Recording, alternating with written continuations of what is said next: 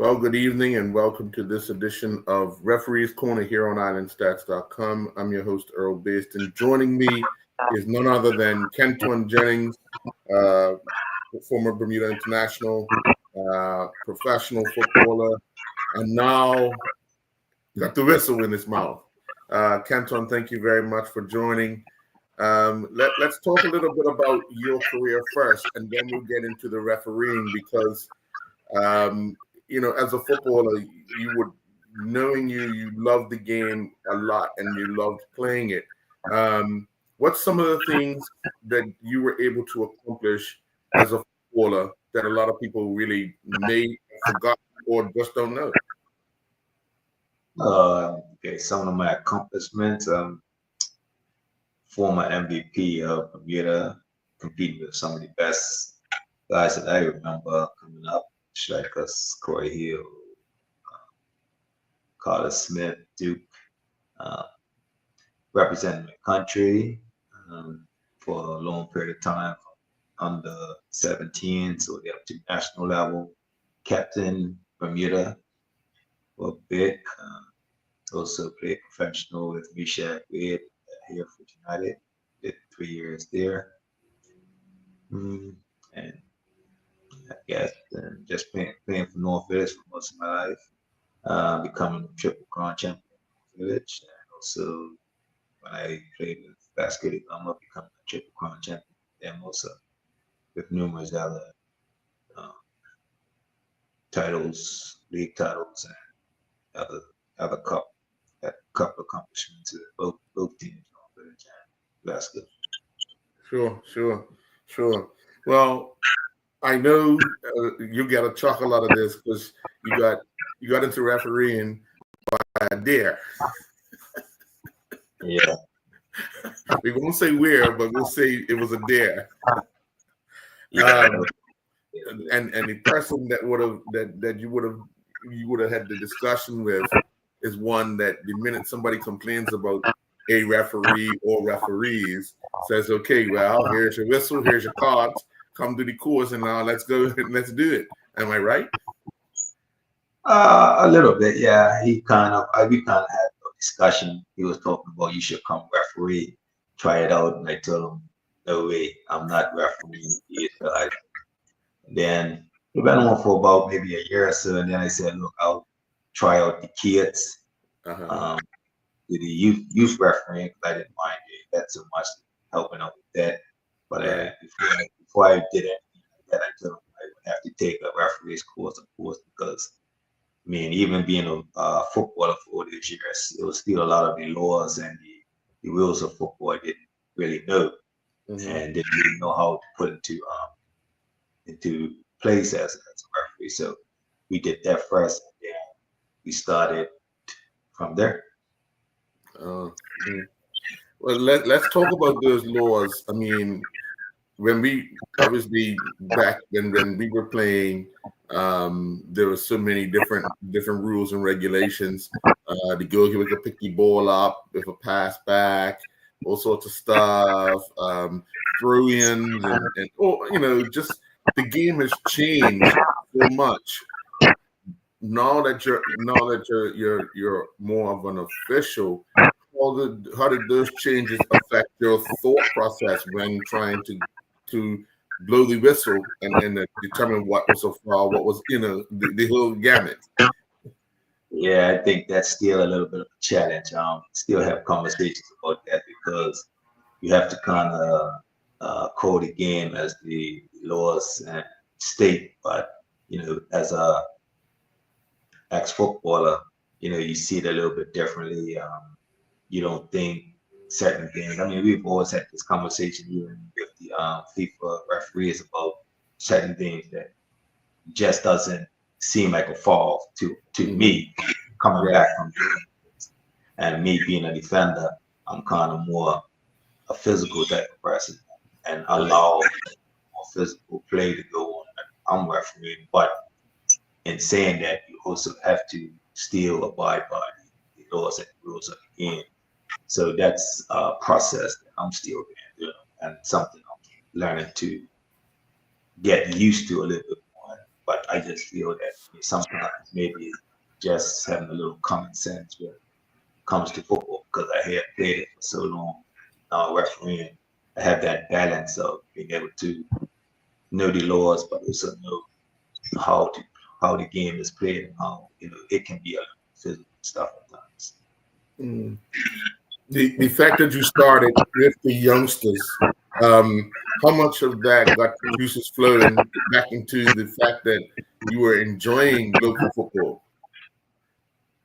Um, Not so much. I just, because I like I said, I blame Mr. Williams a lot for me getting back in because I really wasn't interested in getting back.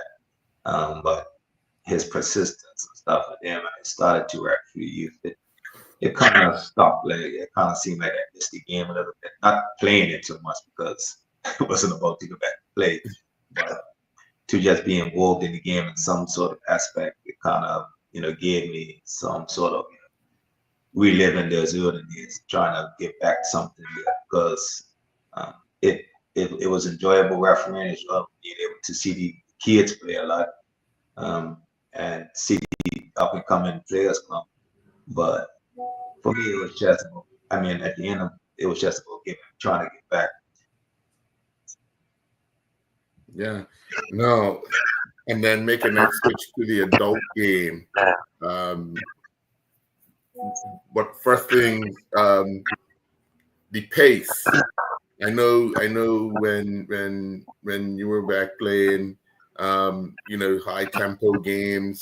A lot of like you said, you like the hard tackling, all of that. These guys nowadays, the more timid. What did you think of the pace, and what did you think about the play itself? Um, Now, to be honest, the play itself isn't the quality that I'm used to as far as a player. We do have some good players, some really talented youngsters. Um, I think the biggest part of it, and I I have to say this, I see a couple of real referees that when I used to play, and now we have these little discussions. But I think the difference is that we were allowed to play. We didn't always look for these little petty fouls that we see on TV now. Like everything's a foul, everything's a card, everything is a complaint instead of just playing the game. I mean, I had a game just recently, and you can see by one team, which is you can hear when they decided coaches just saying just play, and then some players are just always grumbling about cards and fouls and stuff like that. Yeah, so um, I think it's a lot different. I mean, my era was a lot different. Me trying to understand this era and get used to how they do things. I think we have to be hand in hand. I have to also understand where they're coming from, but in a sense, I guess the more they get to know me and see me on the field, they understand where I'm coming from as far as being a little bit old school when it comes to Mm. certain things we do. What's one of the rules you struggle with as an official? um, Maybe I don't know if I'm struggling with it, but I think it's the perception of what some teams feel is a foul and some teams and I feel is not a foul. Maybe I think for me, I more or less need to revisiting the rules of what's a foul, the videos that they give us to study, and more come collected with myself that okay, the game has changed. It's not as physical. They're trying to protect the players more. They're trying to make sure that players don't get serious injuries anymore from different types of fouls and tackles and stuff like that. Yeah, so to me, that's probably the most one that I have to kind of adjust to because times have changed. And we're not able to be as physical as we used to. Mm, mm.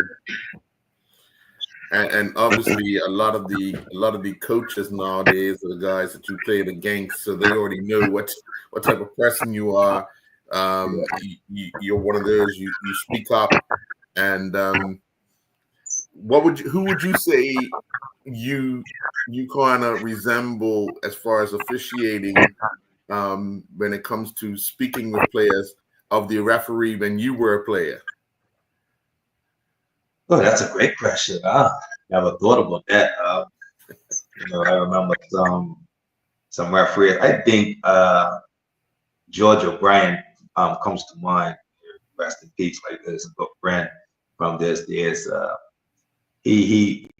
I think I'm resembling him a little bit because we had a lot of interaction with the field and stuff. A lot of back and forths, and kind of. I think I kind of take a little bit from him more than any other referee because he was more, stern, tell you what to do, just get on with it and stuff like that. Yeah, me, I try not to get too much involved in arguments. I try to explain things to players a little bit, but me, I just try to just do what I have to do in the field and not. So if you're asking me about ask referees to what I do, to what they do, I would have to probably say Georgia, right? Yeah. What would you say with regards to the overseas officials coming in to assist? What do they bring to the organization to make sure that you guys get the help needed to continue on keeping games going on? Yeah, I mean that's something that is very important for the football to continue and to keep going week in and week out. I think what they bring is some more professionalism, more energy to make the Bermudian referees more accountable for their actions on the field. I mean, it inspires me to be better because they come with a high level of expertise in refereeing.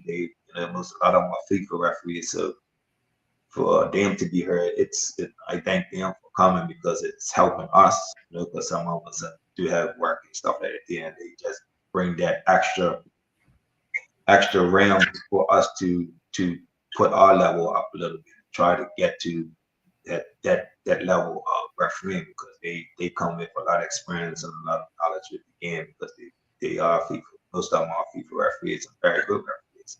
And take this opportunity to thank them because they've been helpful for football, for our referees, and always I have too many of them, but there was to have a word, speak to us, and help us as much as they can.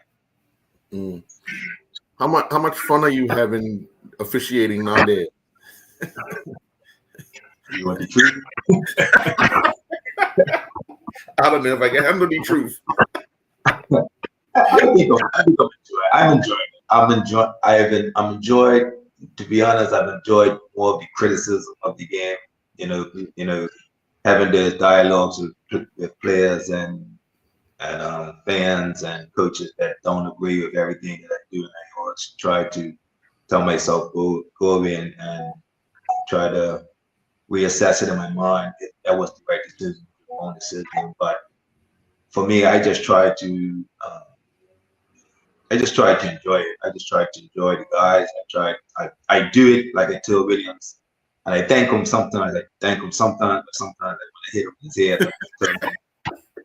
I enjoy it because it's something I'm giving back, and that's the only reason why I'm still continuing to do it because I like to give back and I want to see the game progress and improve. I want to see the players playing.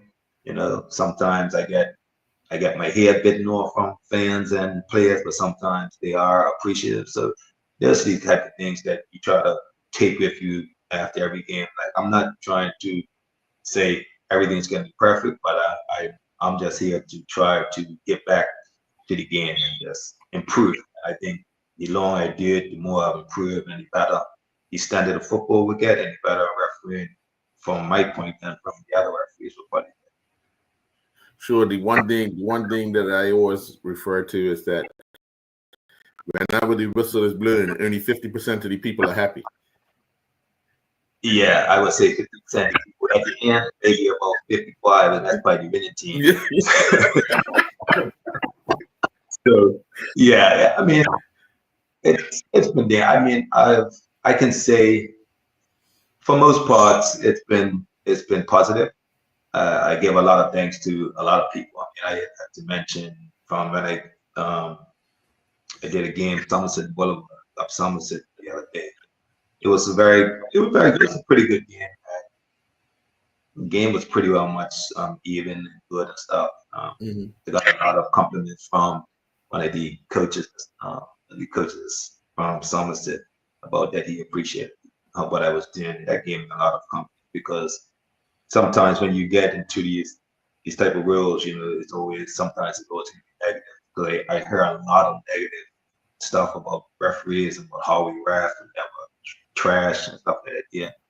But for me, it's about improvement. I haven't been refereeing long. It's about improvement. It's about getting better. And I would say, in everything I do with football, and I try to learn from it. That's the most important thing. I think. The same way as a player, I play with so many good players. You have to try to take what is positive and learn from it. So it's a process, and the process is doing pretty good so far. But I'm encouraged because I get a lot of encouragement, not just negative, but a lot of positive. Yeah. Well, I want to encourage you to continue going on because it actually keeps the game going. You guys play a vital part in games being played throughout the week and weekend. So I would encourage you to continue on and try and convince some others to get on board as well. Stop standing on the side complaining and get involved and be. That's the one thing I can say, Earl. I probably did it in the past too, but becoming in the family of refereeing, it's a sensitive job. It's no being in this refereeing or AR or any type of match official, but it's something that since I've been in it, I found that every referee, every AR, they love what they do and they do it because they love it, no matter what repercussions come of saying the ref is no good. But I'm here to say that I have a different approach to refereeing all of it. I mean, I watch EFL, I watch Liverpool the other day. I'm watching games and I'm more watching what the referee is doing now.